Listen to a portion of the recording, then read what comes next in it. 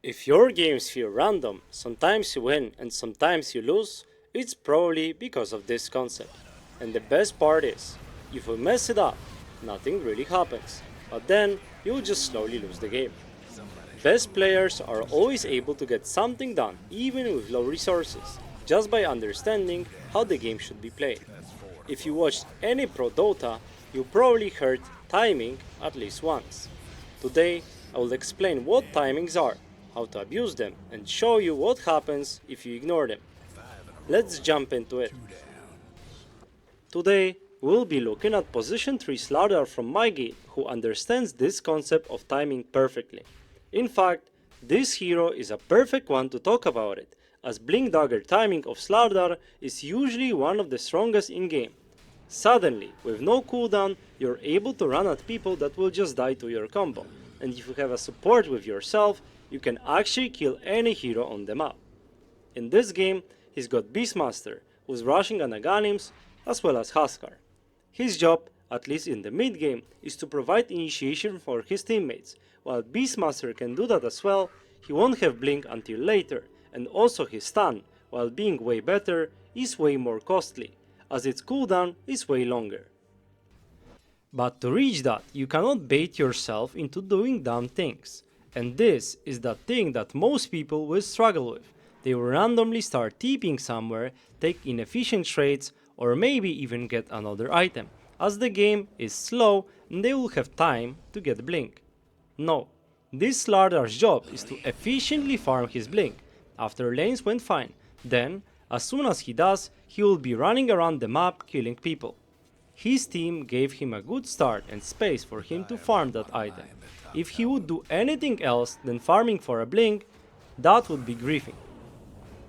So then, you will see him farm near enemy tower, as it's impossible for enemy heroes to kill him, along with the camps. Notice how he's not farming defensively. Crucial part here is that Radiant has no reliable way of killing him, as Ursa and Axe don't have a Blink, so he can basically run away from any of the Radiant's heroes if they decide to go on him. Thanks to that, he'll be able to safely farm his way to Blink, while still being impactful on the map. All the camps that are behind him are safe to farm more others, but most importantly, enemies won't be able to access them. That means slower item timings for enemies. So, as you're watching, this Slardar is chilling until the moment he gets Blink, and this is where the fun will start.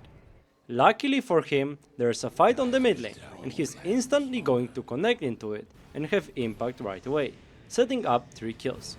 He's not farming for anything else. Other items will come from farming people, as his hero's job is at this point to set up kills or get them himself. As he sets up 3 kills, I'll use a smoke on him as a Skyrod and we'll be switching sides. Blink reveal happened on top, Ursa is still farming bottom, and he's also more likely to feel safe, allowing us to kill him. And this is exactly what happens. As he did, notice how suddenly he's got a gold for his shard, as he was involved in 4 kills. This kind of a timing, if used like this, completely kills any kind of hope that enemies can still have to win that game. It makes them unable to farm at any place on the map. If he got a single kill, then went back to farming, that would mean we're not using a full potential of it. That way, enemies are just dying all over the map, making them unable to feel safe anywhere. In the 3 minutes since he got a Blink, he's got 17 last hits after getting that Ursa kill on bot, but he participated in 8 kills, got a rush and basically dominated the whole map. All due to the usage of his timing.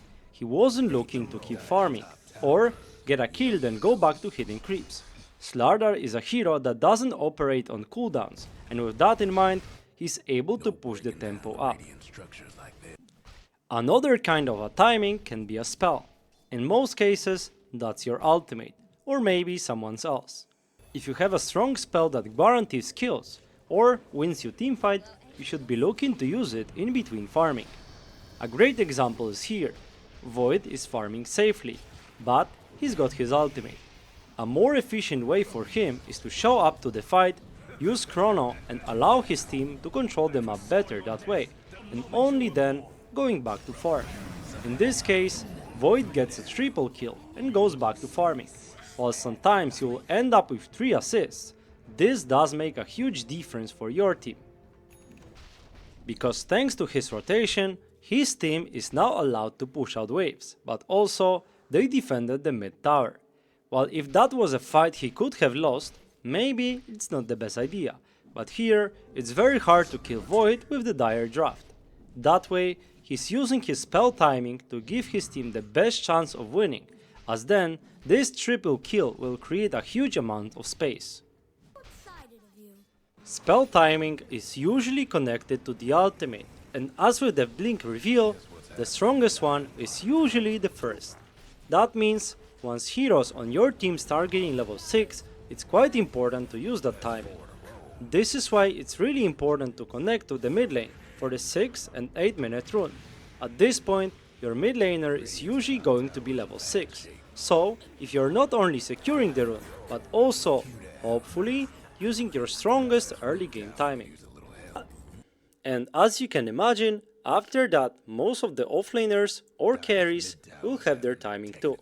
Heroes like Tide, Beastmaster, Brewmaster, or out of carry position Juggernaut, Gyro, or Anti-Mage will have theirs, and you can use it then. Remember though, in most cases, your carry, if he's left alone, he's happy to farm. Forcing a fight around his timing might not be preferred, even if he has it. Your best bet are usually mid and then offlane, followed by your own support ultimates when they reach it. We covered item timings and skill timings, but there is one more thing we need to quickly talk about. Catapult timing, especially the first two ones, are when the catapult reaches out the lane, and with it you can push a tower. This is really important for the 5th and 10th minute, where you usually aren't strong enough on your own to pressure a tower. Some heroes, like Enigma, will intentionally rush drums just to use the timing and get the tower. Okay, now that we understand timings, we need to understand what happens if you don't use them. The thing is, at first sight, nothing happens. Game continues as it should. Everyone is farming. Thing is, if you're watching this video, there is a high chance you want to stop going for 50-50 games. If you're not using your team's timings, at best, you're making your games 50-50, and at worst, enemies will, then they will win the fights and eventually the game. In this example, we see Mars, who lost his lane, but he's also level 7 and has his ultimate. His teammates are Invoker, Phoenix and Ringmaster, and all of these heroes love to play around arena. Yet, we can see both supports are sitting top, trying to deal with enemy position 3 Visage, while Riki is free farming bot. A way more efficient way to use the arena would be to bring supports bottom and get a kill on Riki. It might be a bit harder, but it is the only way to turn the game around, as it also provides a tower that is on the bot lane. Supports not using that strong timing are basically throwing the game. At this point, playing for farm is just not good enough. As we covered what the timing is, we should also talk about how to abuse timings. A lot of the examples are already in the video, but one thing I didn't talk about yet is understanding that timings make certain heroes be really strong or really weak. Certain heroes are defined by their timing and become a different hero without it. Most obvious example would be Earthshaker with a blink. Before it, you're not really in the game. Other heroes are Primal Beast BKB, or simply heroes with ultimates that define them. This game, I'm playing Death Prophet position 3, and she's one of the most impactful timing hero. Her ultimate, Exorcism, transforms the hero from just a regular hero into tower pushing, teamfight winning machine. But, as you can see, when I have ultimate, I'll actively look for a fight or to push a tower. If I don't, I'll just keep farming. But as soon as the ultimate is up, you should be positioning aggressively to look for a fight. This part is very important. If you have certain hero with a strong timing, like DP, but also Tidehunter, Enigma or Void, keep in mind they are much weaker without their ultimate. As a support, your game is kinda tied to your cores, so perhaps if I'm playing DP, but my strong cores have their ultimates or BKBs, I will still follow them, but as a general rule of thumb, always look at the green dots. Most of the heroes, once they have their ultimate, are way stronger than without them. When looking up for a smoke or to play somewhere on the map, check cooldowns of the ultimates, and looking at the green dots under portrait makes it easier. Timings are very important to abuse, but also make the game way easier to play. If you're not sure what should be the next move, ask yourself, who on your team is strong and who is weak?